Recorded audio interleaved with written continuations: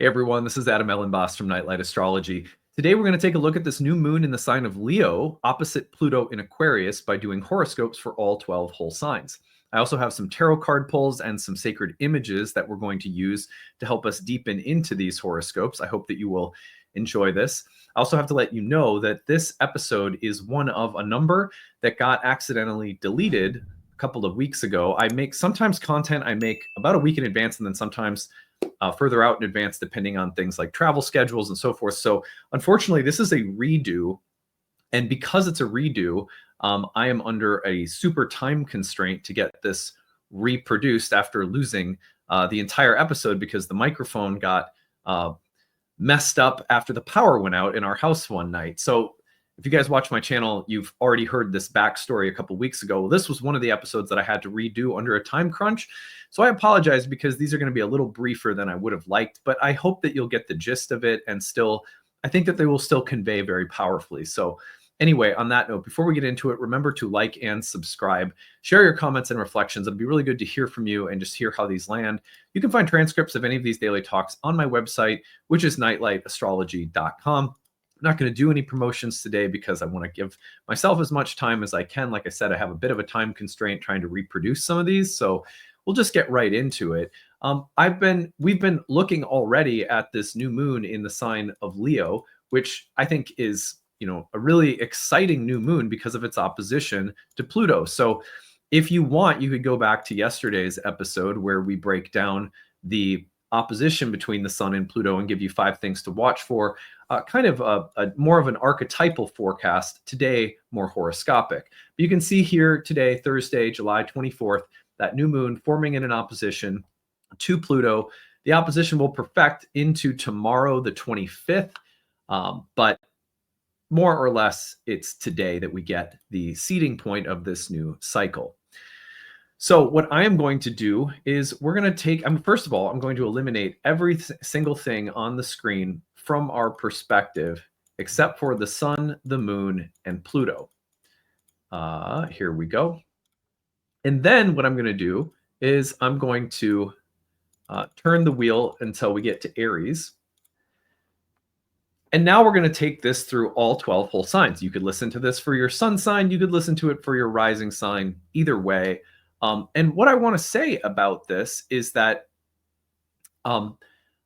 in this, the approach that I'm taking today is something I'm trying out. I'm trying out a lot of new things this month. So I'll, be interested to see like how you guys like all of the new things. But what I'm going to do today is we're going to list these as dyads. So in other words, we're going to take a look, for starters, at the Aries, Libra, rising sign axis. So you could listen to the following horoscope for Libra or for Aries. You can listen to either because the house positions of the sun moon conjunction, the new moon, and Pluto will be in the same houses, but just flipped for either one.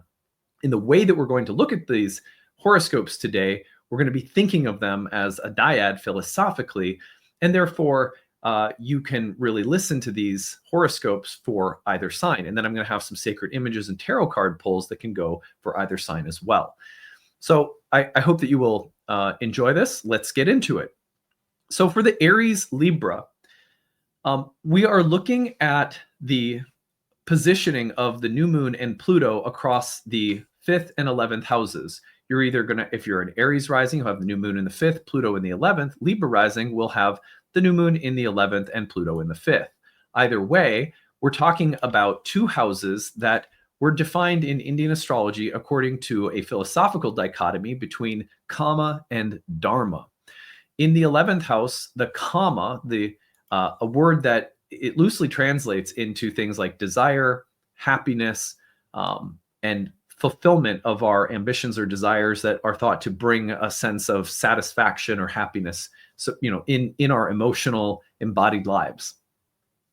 That Kama of the 11th house has to do with the fulfillment of wishes, dreams, and aspirations, especially those that connect us to the civic social world, and to a certain extent to social groups or institutions, as well as things like professional or vocational environments, work, or the field or industry that we work in.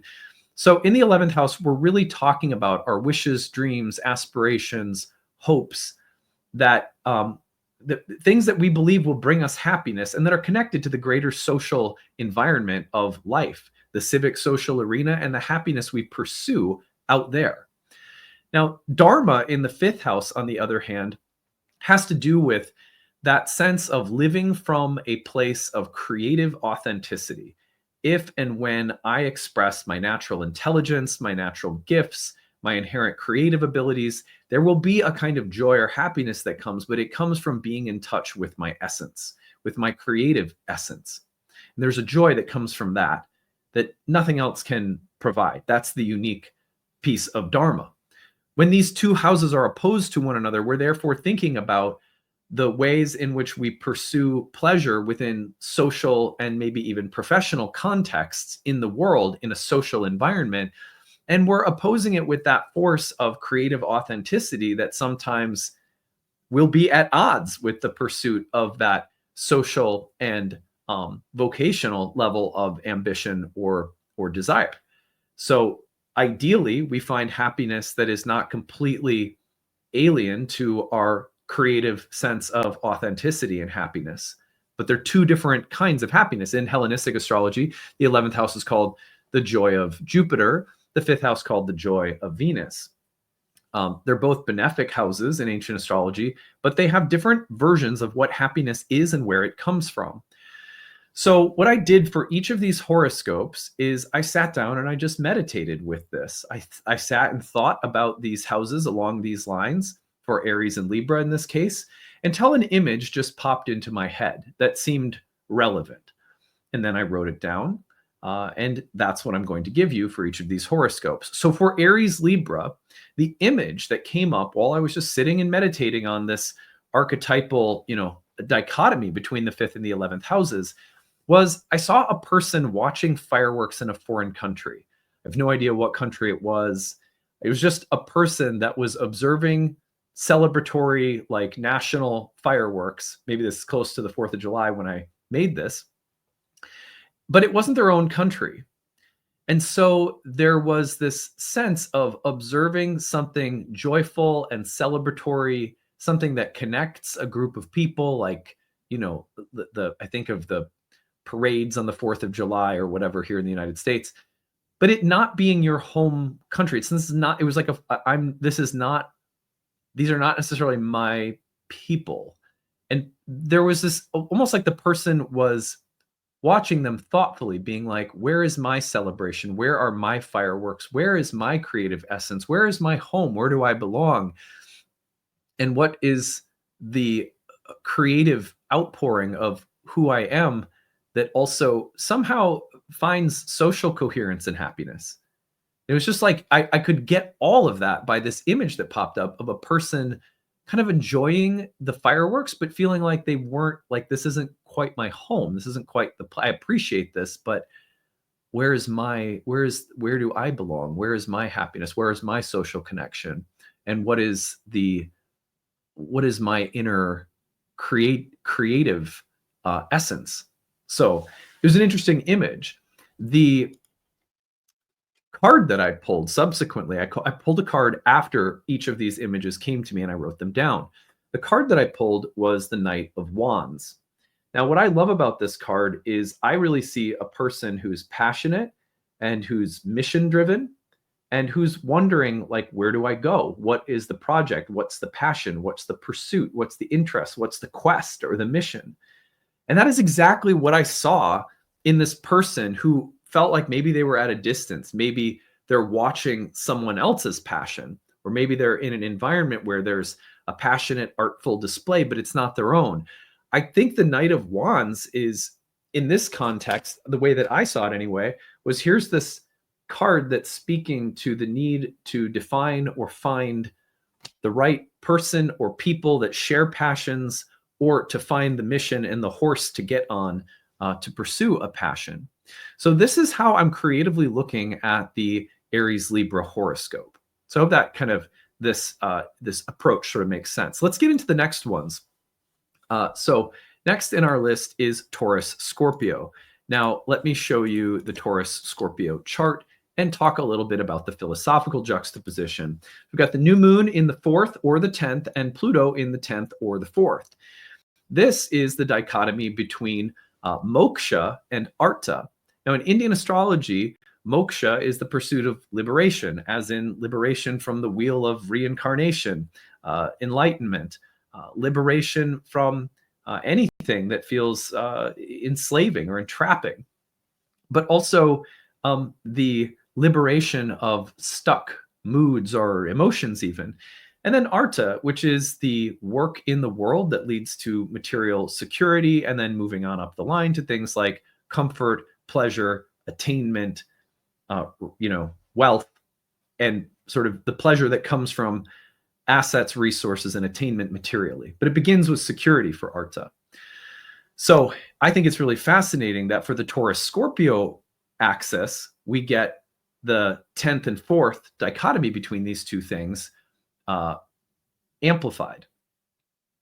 Now, one way of thinking about this is the 10th house has to do with the inevitable way in which we have to pay bills. We have to make something of a name for ourselves, or have a job, or have skills and abilities that we are known for. We have to care on some level about how we're seen and appreciated and valued in exchange for our services and abilities and stuff like that. So the 10th house has this very social, occupational quality to it that's connected to things like material survival and attainment. On the other hand, the 4th house is often associated with home and rest and sleep and the underworld. And it's also associated with the relinquishment of work at the end of the day, and the inner life that we live, and an inner life in which we experience there's different priorities internally than there are out in the world externally.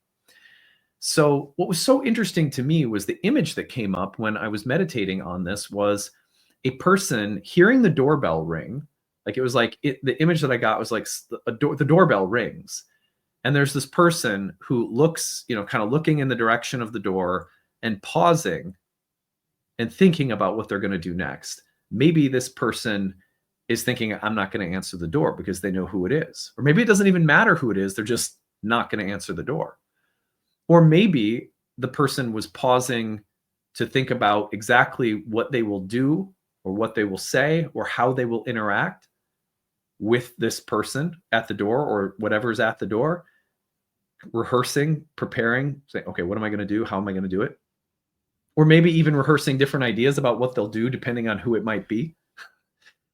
But what I saw more than any, you can play with that image, in other words, but what I saw more than anything was someone at the boundary between this inner private space and the outer world, and sort of having to make a decision about, how am I going to interact? Do I want to protect my privacy? Do I even want to go outside? Do I have to answer the door? Do I have to address something out there or not?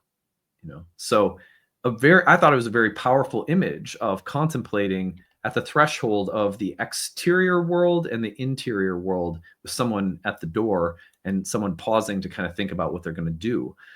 The card that came up is really interesting, is the Hanged Man.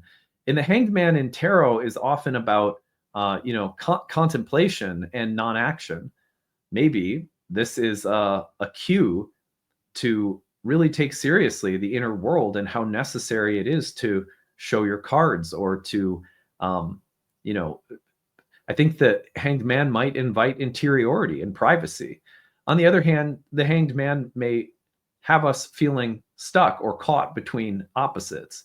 The requirements of work or the external world versus the internal world might make us feel turned upside down in terms of our priorities, or in terms of like what's the imperative here? What do I do? And just to feel unsure, or to feel sort of caught in limbo, that could be a tension that's felt between the external of the 10th and the material worldly concerns, and the sort of otherworldly or interior emotional concern, and also the concern with relinquishing attachments to the external world altogether. So another fascinating set of themes to consider for Taurus Scorpio.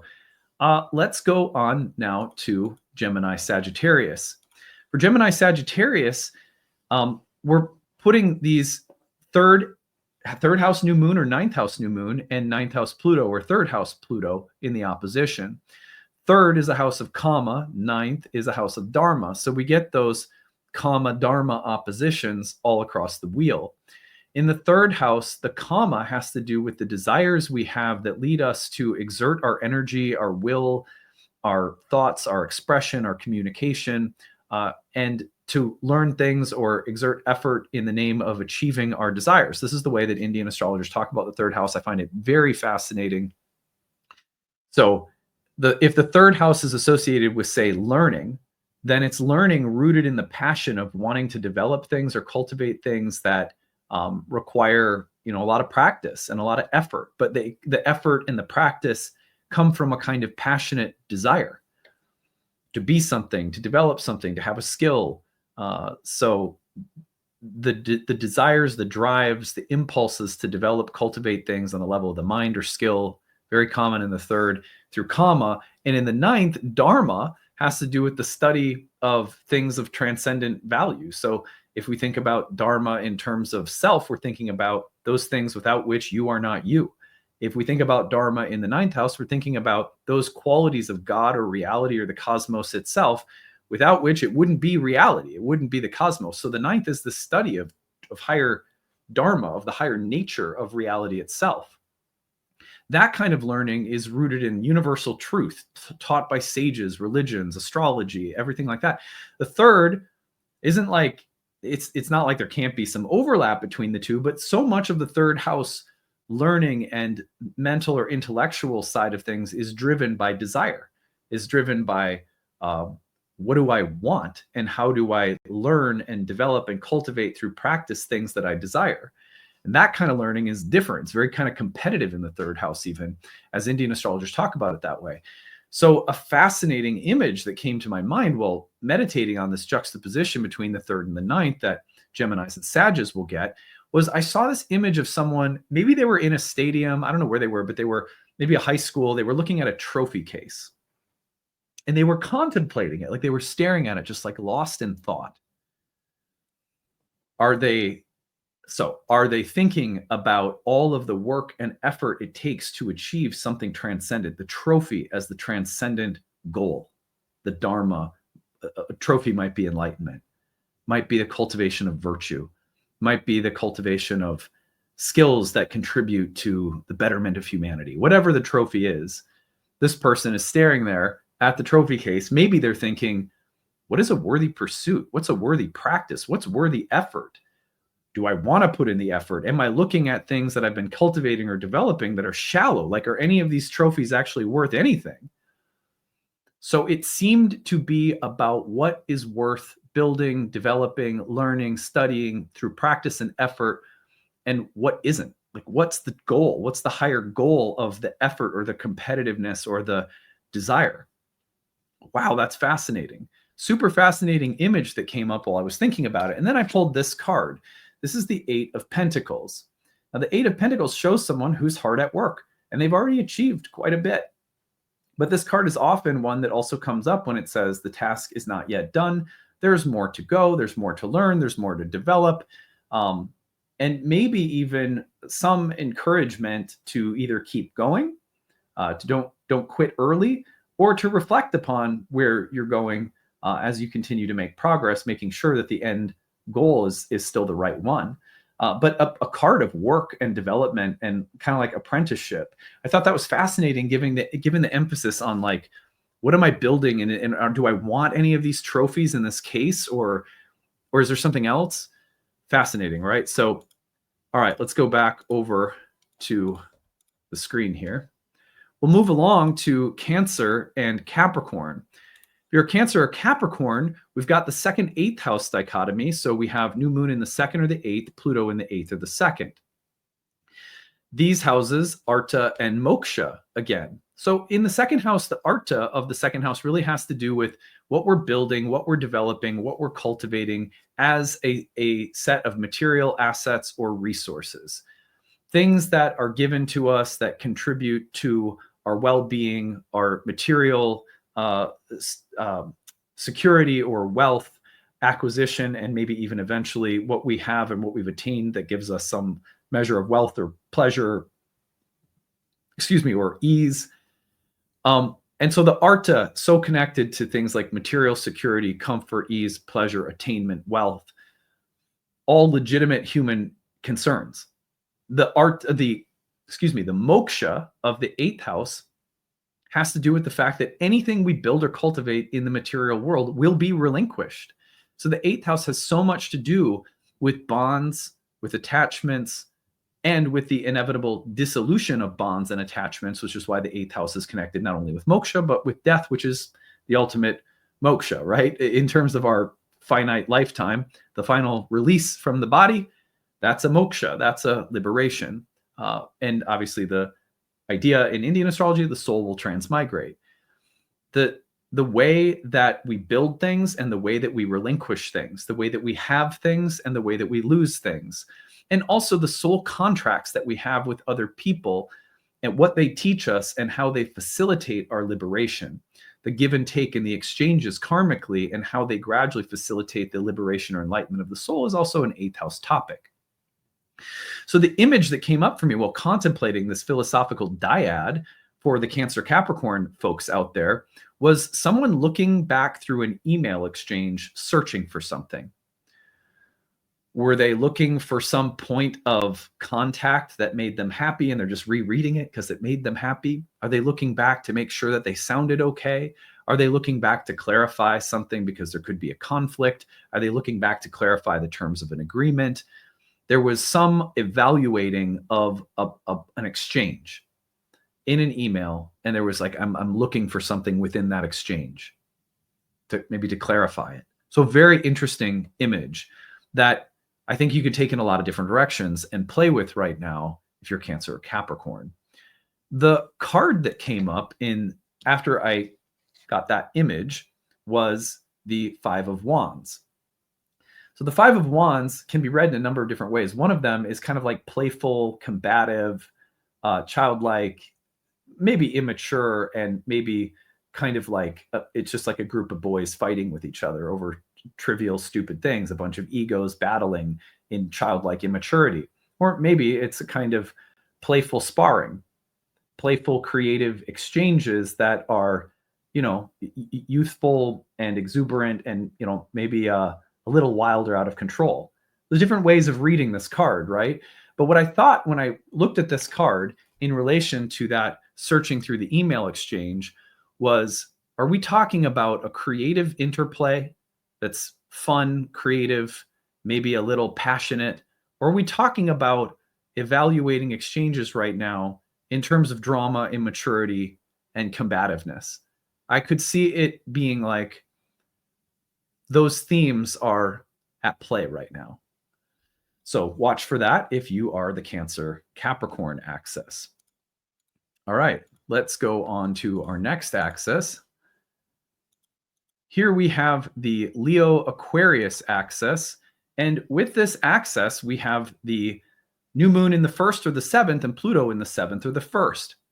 Here we have Dharma and Kama again. Dharma, Kama opposed to one another across the houses naturally. Dharma in the 1st house. What is my essential nature? Without these qualities, I am not me. Health, body, identity, so much a part of the 1st house. But the question of what is my true nature and how do I act and live from that true nature? As opposed to Kama, the pursuit of pleasure in the 7th house, where we are also social animals that seek pleasure, satisfaction, emotional happiness, and a sense of fulfillment in core interpersonal relationships, in sex, in marriage, in partnership.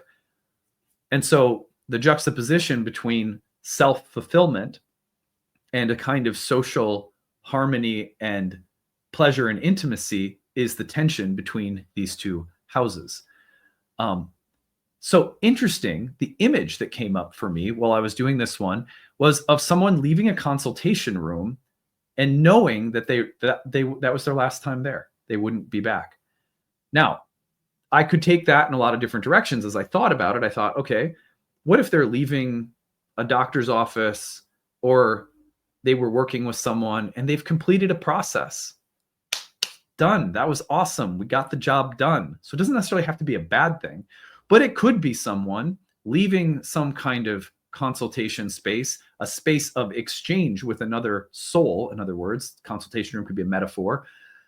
And I'm leaving that space. And as I'm leaving that space, I'm quite clear this isn't the right person to consult with. That could be a possibility as well. Or it could be, again, that something has been achieved or completed. So there's a lot of reasons that someone might have for sort of leaving a space of exchange with another person, a doctor, a lawyer, a consultant, a coach, whatever it is, and say, yeah, that's it. That completes that process. They're not the right person, or thank you, we got the job done. Different ways you could take that. And the consultation room could be a space of relationship of really any kind. So that was what I saw. Then the card that I drew, the Sun card. I think this is fantastic because it really does speak to creative essence and happiness being at the core of this exchange for Leos and Aquarians. What brings you creative fulfillment in love, in relationships, in self? Where is creative fulfillment taking place in your life right now? Where has a process of creativity maybe completed itself? And where is joy? And obviously, if it's not joy, that can be very informative as well. But this is interesting.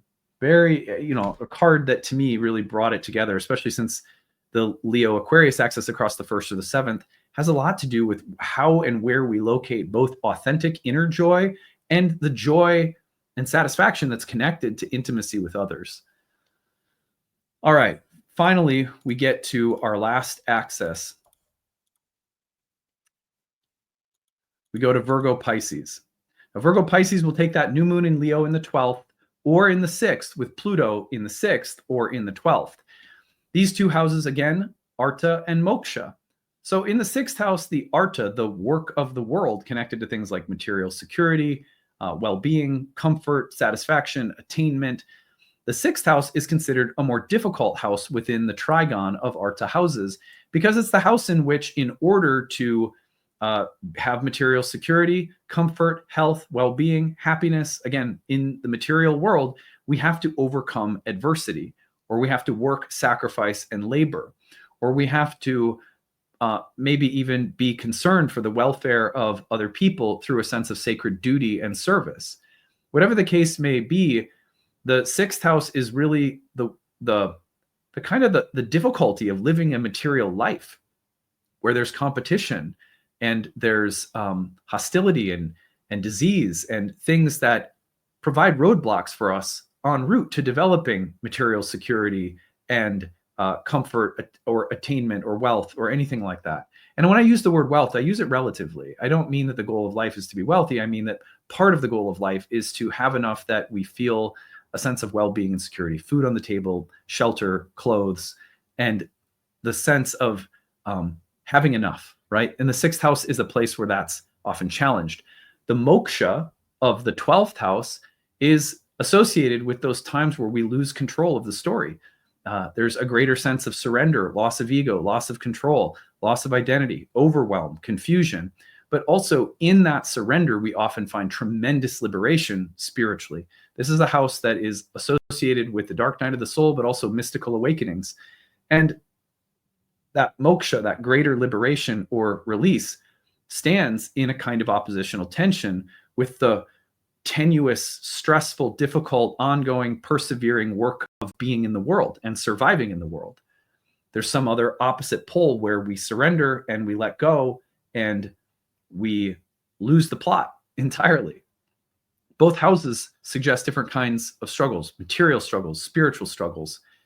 Very fascinating to see the Virgo Pisces axis dealing with this tension across this house axis. What I found so interesting was the image that came up, probably because we had power outages. And I think this is just hilarious because the power outage that we had that I think was probably linked to me seeing this vision is the one that knocked out my microphone for a week without me knowing it. I was recording all of my content with a default setting that was basically fried. So it was like, okay, anyway, this could have been my horoscope, I guess. But the tension between these two houses, the image that came up was someone, the power's gone out in a house, and someone's looking for a flashlight or a candle. It wasn't a generator.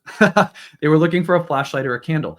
Functionally, I have to create some light in the house because a resource in power is gone. So with this resource, absent, I have to find a temporary solution, an alternate form of light. Wow, what an interesting image and the potential metaphors that are there. When we lose something, when we're in limbo, when we're temporarily like something is up in the air, what do we find as a temporary form of guidance or help or healing or solution? How do we work our way through some kind of liminal space? This feels very appropriate for the Virgo Pisces axis right now. So that was the image that came up. The card that I drew was the Eight of Wands. Just these fast-moving wands slicing through the air. And what I like about this is that this is a sign of unimpeded, unrestricted freedom and motion. It is often a card that's associated with flight and travel, but sometimes it's also just very basically associated with momentum and progress and like swift, decisive actions. I love this because it seems to me like both in the looking for the flashlight and the access of the 6th and the 12th, the moksha and the arta, that this is a cycle that can provide us with transformational swiftness.